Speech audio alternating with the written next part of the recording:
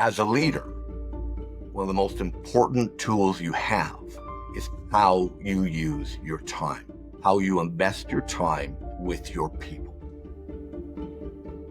Andre, when we started working together years ago, one of the things that really stood out for me was how well you managed a diverse team and how well you utilized your time and energy with the different members of the team. I remember you talking about at the time this 262 rule. And I would love if you could please share with us what the 262 rule is, and we can explore that a little bit.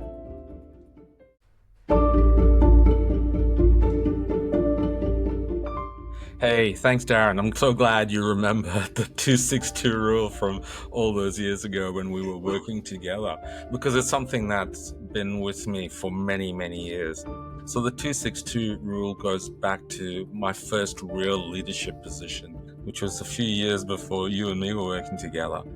And I had a mentor, and he was another senior leader within the firm that I was with. And I ran a team of about a dozen people. And I was having problems with just my leadership, and I was new and a bit of a novice. And we sat down one day, and he said to me, "Tell me about how you spend your time, Andre. Where are you investing?"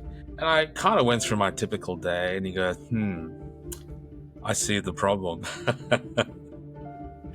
We say we learn from our mistakes, and he pointed it out, but he pointed it out in a really amazing way. And he used this metaphor.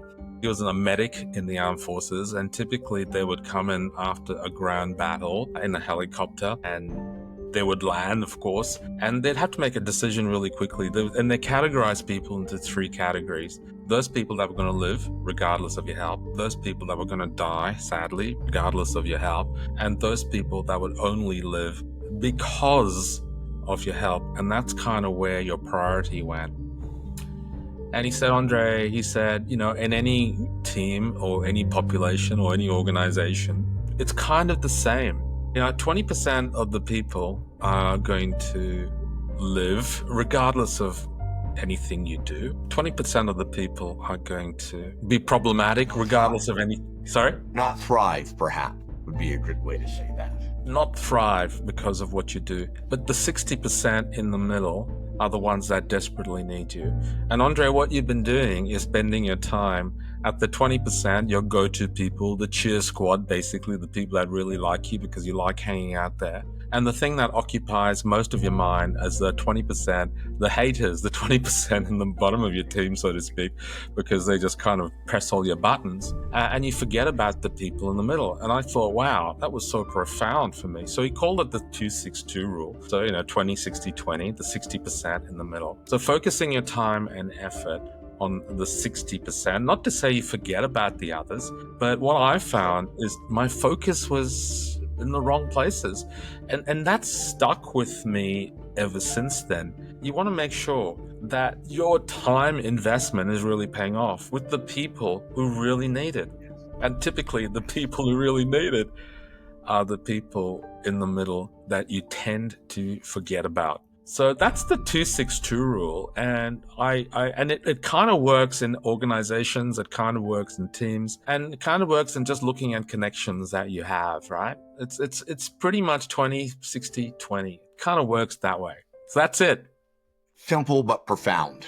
You go to those people that consistently deliver for you, and some of the leaders I've worked with, that bottom 20% is almost like that hopeful, I can turn this person around, or they're invested in that person liking them almost. And we want to give them the fair opportunity to show up and deliver. There needs to be that kind of discretion, that discernment as a leader. What is the best investment of that time that you have? So that's really that 262 is a fantastic model, and I've seen it. You put it into practice with outstanding results, and I've used it myself, and I've used it with a lot of my clients, and they've found tremendous value themselves in being able to really feel good about the areas they're developing and to lift that 60% some of them move into that 20%, right? You start to, that gives you that chance to expand that 20%, your top performers, to really be able to grow that group as well.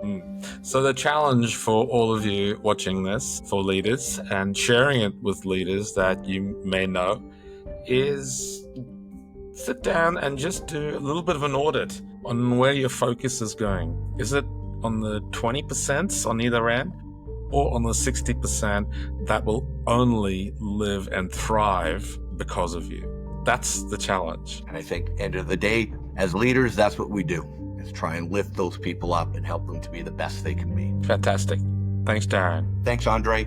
Great to talk with you.